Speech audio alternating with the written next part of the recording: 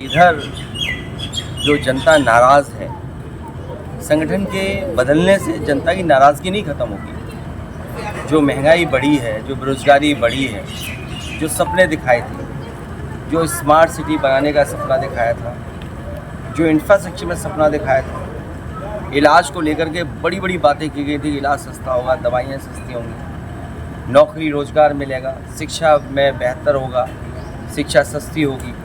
लेकिन आज भारतीय जनता पार्टी का जवाब नहीं है। तो संगठन के बदल जाने से जनता की नाराज़गी कम नहीं होगी और पीडीए की जो धमक है उसी का परिणाम ये है कि अभी भी चिंता कर रहे हैं कि उत्तर प्रदेश में उनका अध्यक्ष कौन बने।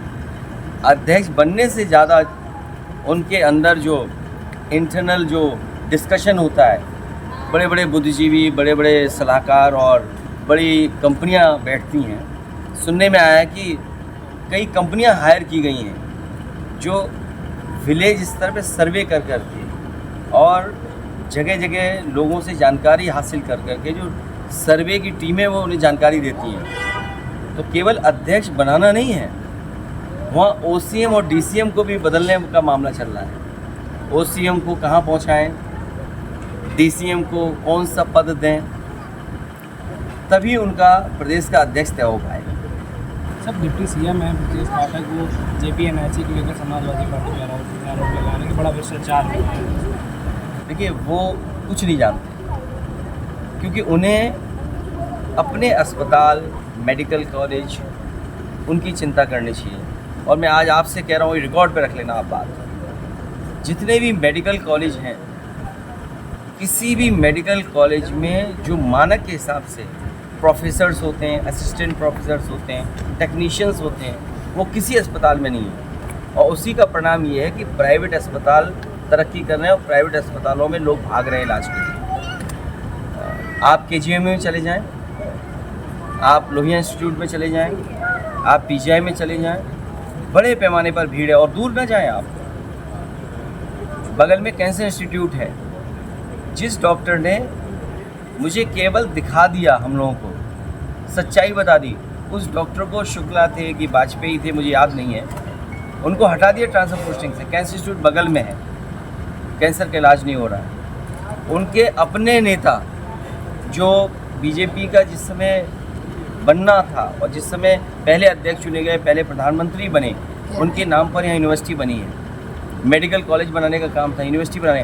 क्या अटल बिहारी वाजपेयी के नाम पर जो यूनिवर्सिटी बननी थी उसमें क्या इलाज होने लगा? जिस योजना का प्रधानमंत्री जी ने शिलान्यास किया हो, अगर प्रधानमंत्री जी शिलान्यास करें और वो अटल बिहारी वाजपेयी यूनिवर्सिटी न बन पाए और मेडिकल कॉलेजों की दुर्दशा हो जाए, उन मंत्री के बारे में क्या सोचें? वो रात भर सो नहीं पाते, रात भर कैसे सीएम बने उनका सपना देख रहे हैं। जो व्यक्ति सीएम का सपना देख रहा हो दिन रात, उससे आप क्या उम्मीद करोगे? और जेपीएनआईसी वो बिल्डिंग है जो one of the best building है और उन्होंने एलडीए को इसलिए दिया है क्योंकि वो बेचना चाहते हैं। सोसाइटी जो थी, वो सोसाइटी का मैं फाउंडर मेंबर हूँ, हमारे राजेंद्र चौधरी जी फाउंडर मेंबर हैं। उसके फाउंडर मेंबर को आपने हटा दिया, सोसाइटी को आपने हटा दिया। अगर ये परंपरा होगी कि किसी फैसले को जो कैबिनेट से लिया हो उस फैसले को बदलने देंगे, तो आने वाली सरकार भी उन फैसलों को बदलेगी जो ये कैबिनेट फैसला ले रही है। अगर कैबिनेट के फैसले बदलने लगेंगे, ये कैबिनेट के फैसले से सोसाइटी बनी थी जिसके हम लोग फाउंडर मेंबर हैं, और फाउंडर मेंबर और सोसाइटी को हटाने का लक्ष्य यही है कि वो बेचना चाहते हैं, वो चीज़ को हटाना चाहते हैं।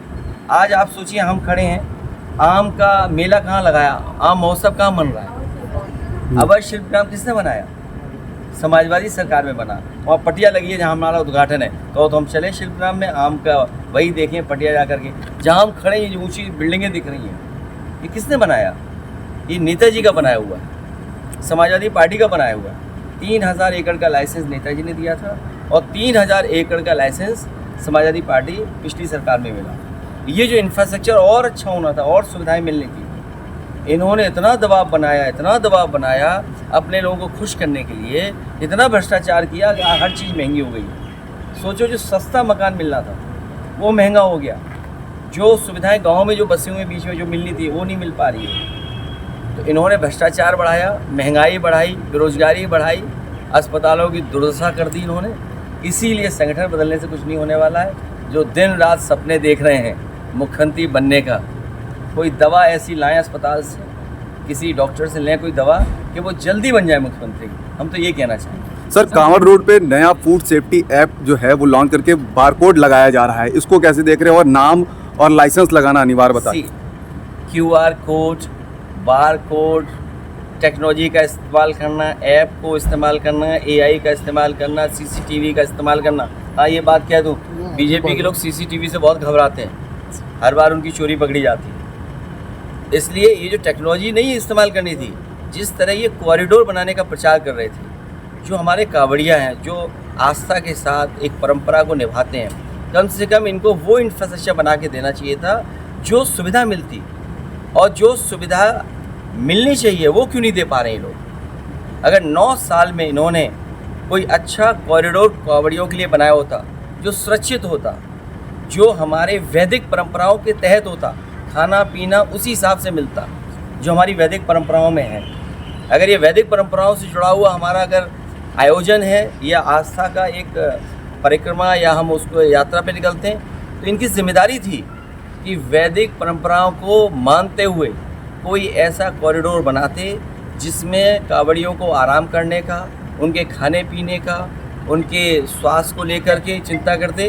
अब तो इन्होंने कॉरिडोर बनाया नहीं, इसीलिए QR कोड, ऐप, ये नाटक कर रहे हैं। नाटक इसलिए कर रहे हैं क्योंकि अपनी नाकामी छिपाना चाहते हैं। हम तो इनसे कहेंगे कि कमिश्नर DM SP को लगाएं सेवा के लिए, खाना वाना की व्यवस्था के लिए, और CO और SDM को लगाएं उनके पैर दबाने के लिए, तो शायद उससे बड़ा आराम मिलेगा उन्हें। क्योंकि अगर CO, SDM इस स्तर के अधिकारी उनकी सेवा करें, पैर दबाएं, तो उन्हें भी पुण्य मिलेगा और एक सेवा का भाव जो पैदा होता है वो भी पूरा होगा।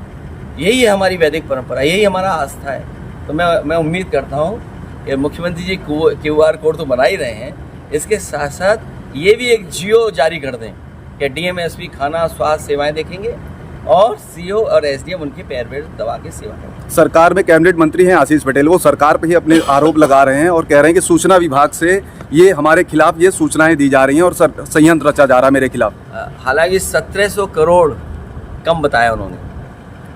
मैंने पूरा उनका ट्वीट नहीं पढ़ा है, मुझे जानकारी नहीं है, लेकिन मुझे ये जानकारी हुई है कि 1700 करोड़ का बताया उन्होंने कि जो पत्रकार साथी हैं हमारे, इनको 1700 करोड़ रुपए का भुगतान हुआ है। अब मुझे नहीं पता News 24 को कितना बजट मिला होगा, ANI को कितना बजट मिला होगा, भारत समाचार को कितना बजट मिला होगा, लेकिन सुना ये है कि 1700 करोड़ से ज़्यादा पैसा आप लोगों पे खर्च हुआ है। सोचिए 1700 करोड़ रुपए। तो वो आशीष पटेल जी जो कुछ कह रहे होंगे, क्योंकि कैबिनेट में बैठते हैं, सरकार में हैं, तो कुछ तो सच्चाई बता रहे होंगे। पद छोड़ने की बात भी कही है। नहीं, वो उनका व्यक्तिगत हो सकता है, लेकिन जो वो जानकारी दे रहे हैं उसमें कुछ सच्चाई हमें लगती है। सर, महाराष्ट्र में हिंदी भाषा विवाद जो चल रहा है उसको आप नहीं, उस पर हमें कुछ नहीं बोलना, बस इतना बोलना है कि OCM और DCM का मामला ठीक नहीं है, इसीलिए दूसरी बातें हो रही हैं। सर, बिहार में वोटर लिस्ट को लेकर के तमाम जो है कयास लगाया जा रहा है, बताया जा रहा है कि जो वोटर लिस्ट में गड़बड़ी के चलते तमाम ऐसे मतदाता हैं जिनका नाम कट जाएगा, तो क्या चुनाव आयोग जो है विपक्ष की नहीं सुन रहा है? इलेक्शन कमीशन को बीजेपी के इशारे पे काम नहीं करना चाहिए, और जो वहाँ की पॉलिटिकल पार्टीज़ जो आशंका जो सोचती हैं कि उनका वोटर के साथ भेदभाव होगा, इस समय जब बाढ़ होगी और अचानक चुनाव सामने आ गया, कौन अपना बर्थ सर्टिफिकेट ढूंढेगा? आप 20-25 दिन के अंदर 8 करोड़ वोटरों को आप नई वोटर लिस्ट बना रहे हैं। आप कल्पना करिए कि 1 महीने के अंदर 8 करोड़ वोटर्स को नई वोटर लिस्ट बनाना कितनी बड़ी एक्सरसाइज है। ये एक्सरसाइज 1 साल पहले क्यों नहीं की गई, 6 महीना पहले क्यों नहीं की गई, आज ही क्यों की जा रही जब चुनाव बिल्कुल सामने है? तो इसमें कहीं ना कहीं सोची समझी रणनीति है। भारतीय जनता पार्टी के इशारे पे इलेक्शन कमीशन ने ये फैसला लिया है।